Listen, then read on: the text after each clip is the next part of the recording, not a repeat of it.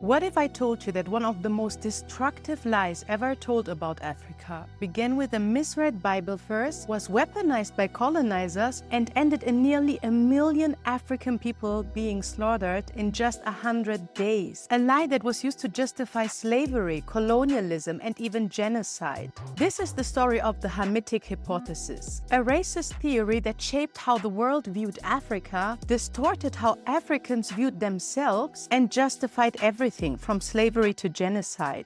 By the end of this episode, you will understand what the Hamitic theory actually says, where it came from and why it was created, how the Bible was misused to justify slavery and white supremacy, and how this myth directly contributed to the 1994 genocide in Rwanda.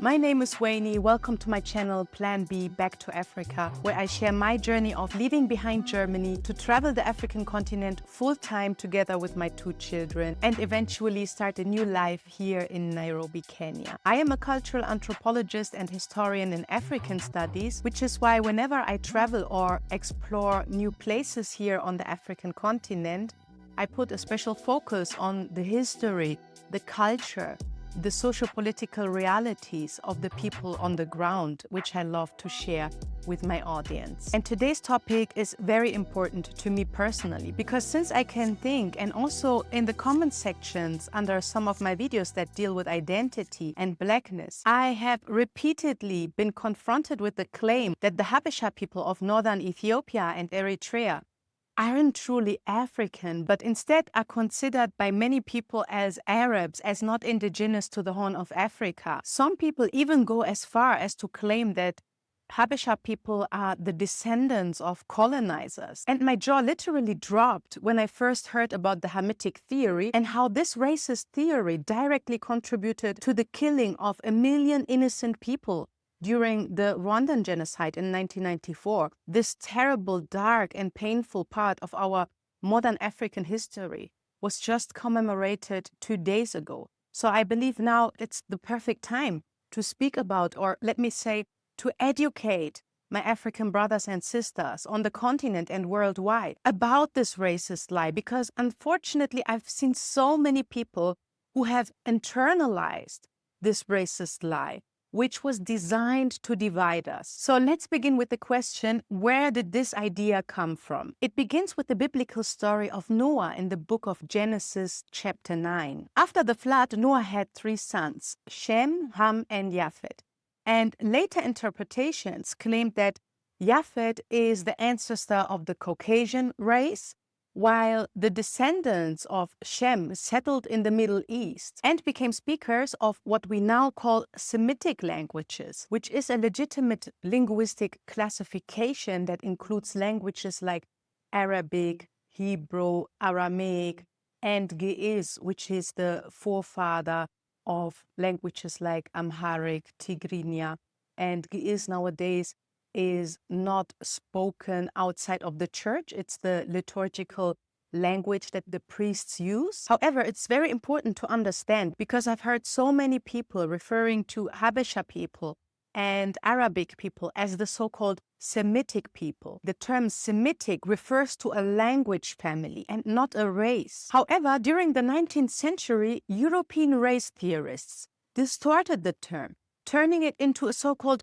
racial category and falsely classifying Arabs and Jews as a distinctive Semitic race in a hierarchy below Europeans but above Black Africans. And it was within this framework that Ham's descendants, who were associated with Black Africans, were placed at the bottom. And mind you, this racial pseudoscience had no basis whatsoever in genetics, in anthropology, or in scripture, but it profoundly shaped colonial thinking. And all of this goes back to a particular part in the Genesis story. So back in the Genesis story, after Noah becomes drunk and lies naked in his tent, Ham sees his father's nakedness, tells his brothers, who then respectfully cover him. And then when Noah wakes up, he curses Canaan, Ham's son, saying, "Cursed be Canaan, a servant of servants, shall he be unto his brethren. The Bible says nothing about skin color, race, or Africa. Yet in later centuries, this particular paragraph was twisted to claim that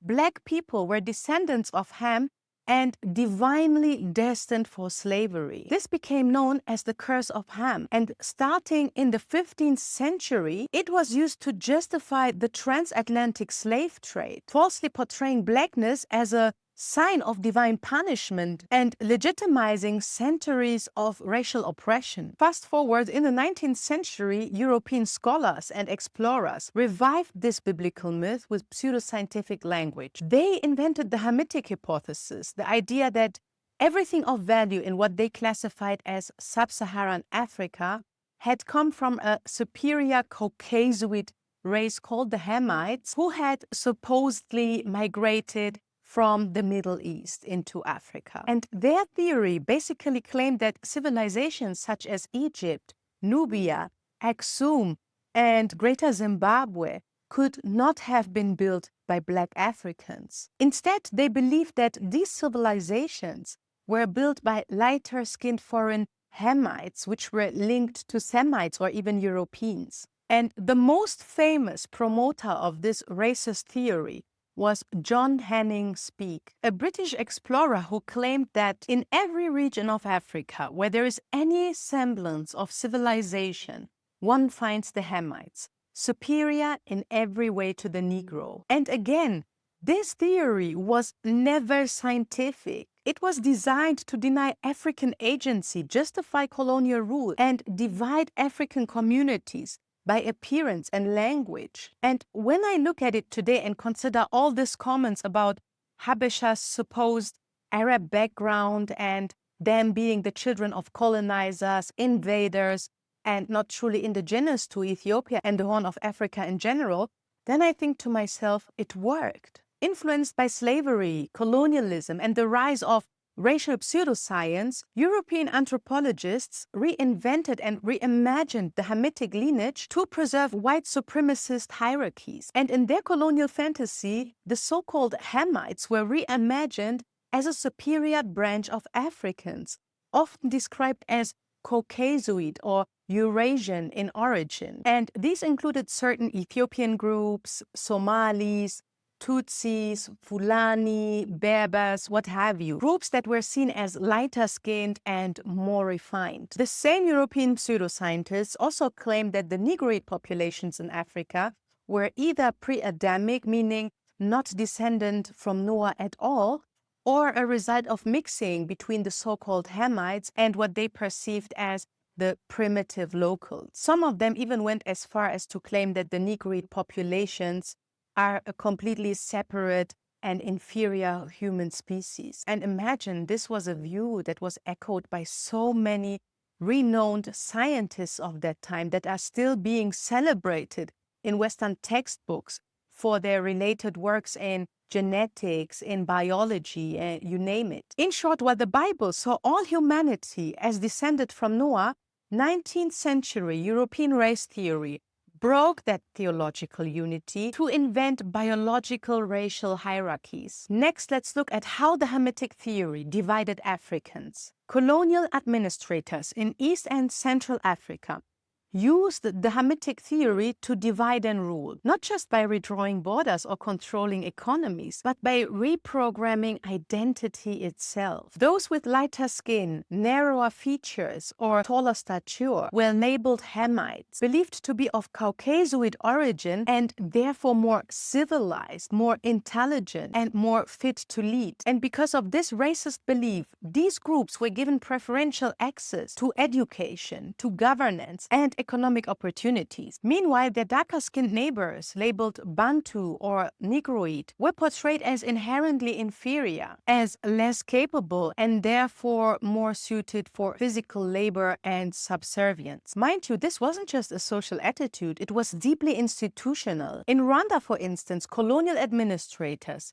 issued ethnic identity cards that fixed the people into rigid racial categories, Hutu, Tutsi, or Twa. Another great example is Ethiopia, where European scholars and Orientalist narratives imposed a false racial binary between the Semitic-speaking highlanders that include groups like the Tigrayans, Amhara, Gurage, and Nilotic and Cushitic-speaking southern populations, inventing and reinforcing hierarchies that were not rooted in indigenous culture, but simply in colonial imagination. But the damage did not end in colonial policies. Sadly, and this must be said, the Hamitic theory instilled a false sense of superiority among some of those labeled as Hamites. I know it sounds ridiculous, but unfortunately there are so many Africans who have internalized the idea that they were more closer to Europeans, culturally, racially, and even spiritually. Over time, this led to ingrained classicism, colorism, and ethnic chauvinism, dynamics that still shape the media, politics, and ethnic relationships today. We see this in Ethiopia, where narratives about civilized highlanders versus primitive southerners, narratives that were supported and reinforced by international institutions such as UNESCO, persist up to this day, but not as facts, but as unspoken assumptions passed down through generations. But sadly, we see this also on the flip side in viral online discourses, where people now question whether lighter-skinned Ethiopians, the so-called Habeshas, are really African, or some people even accuse them as being foreign settlers and the descendants of colonizers. And I'm sorry to disappoint you, but this too is a direct echo of the Hamitic theory, just inverted, because it still relies on the same colonial logic where phenotype equals belonging and complexion determines authenticity. And what many people don't realize is this: as we try to reclaim our histories, many of us are still operating inside the frameworks that were designed to divide us. Now, the Hamitic theory may be debunked in academic journals and in universities, but I'm telling you, it still lives rent-free in so many of our minds, and it's alive in how we talk about each other, in how we assign belonging, and in how we question each other's roots. Some still see themselves as more civilized and more advanced or more original than others, not because of history, but because of a lie that was planted into the minds of our ancestors to keep us fragmented. The idea behind the Hamitic theory eventually fell apart, thanks to better research and real science. One big moment happened in 1974 when historians and experts from all around the world met at a UNESCO conference in Cairo, and they made it clear ancient civilizations like Egypt, Nubia, and Aksum